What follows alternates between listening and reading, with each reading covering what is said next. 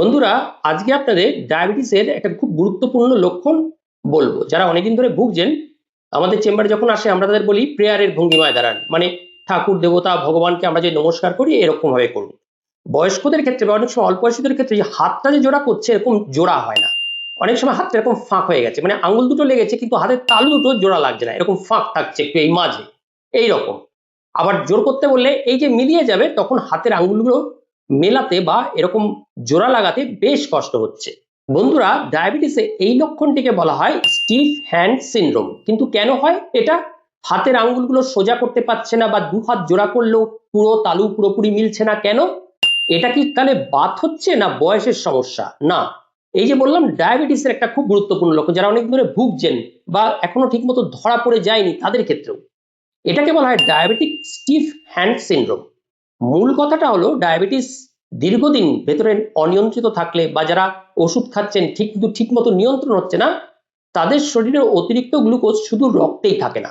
Glucose শুধু রক্তেই থাকে না, এটি প্রোটিনের সঙ্গে যুক্ত হয়। কোলাজেন ক্ষতিগ্রস্ত হতে পারে। আসলে কি ঘটে? তৈরি হয় অ্যাডভান্সড গ্লাইকেশন এটি শরীরের বিভিন্ন প্রোটিনের সঙ্গে যুক্ত হয়ে এটা গোলমাল ঘটাতে আরম্ভ করে, বিশেষ করে ত্বক ও তার কানেকটিভ টিস্যুর গুরুত্বপূর্ণ কোলাজেন প্রোটিনকে এটা ক্ষতিগ্রস্ত করে। আর তখন হয় কি, রক্তে দীর্ঘদিন যদি গ্লুকোজ বেশি থাকে তাহলে তৈরি হয় অ্যাডভান্স গ্লাইকেশন এন্ড প্রোডাক্টস বা এজিই। এই এজি গুলো কোলাজেনকে আরো শক্ত করে দেয়। এই যে ধরুন আমাদের হাতটা এরকম করছি এরকম করছি এরকম করছি, এই যে আঙুলগুলোর ফ্লেক্সিবিলিটি এগুলো কমিয়ে দেয়, যার ফলে হাতের ত্বক মোটা, টান টান শক্ত, আঙুলগুলো শক্ত হয়ে যাওয়া, আঙুল পুরোপুরি ভাঁজ করতে পারা যায় না, সোজা করতে সমস্যা হয়, হাত লাগাতে মুভমেন্ট করতে সমস্যা হয়। এটাই হলো ডায়াবেটিক স্টিফ হ্যান্ড সিনড্রোম, যাকে বলে লিমিটেড জয়েন্ট মোবিলিটি। তাহলে একটা সহজ টেস্ট এবার নিজেরাই করতে পারবেন।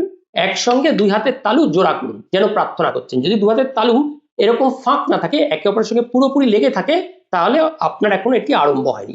কিন্তু যদি ফাঁক থেকে যায়, বিশেষ করে আঙুলগুলো পুরোপুরি জোড়া না লাগে, তাহলে এটাকে বলা হয় ডায়াবেটিসের একটা গুরুত্বপূর্ণ ক্ষতি হচ্ছে ভেতরে, প্রেয়ার সাইন।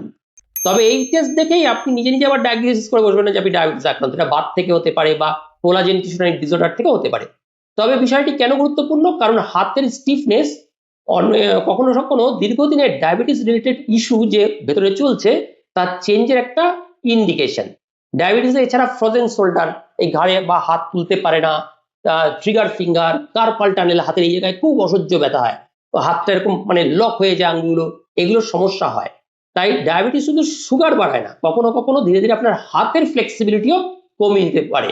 তাই হাত শক্ত হয়ে যাচ্ছে, আঙুল রাখতে সমস্যা হচ্ছে, একবার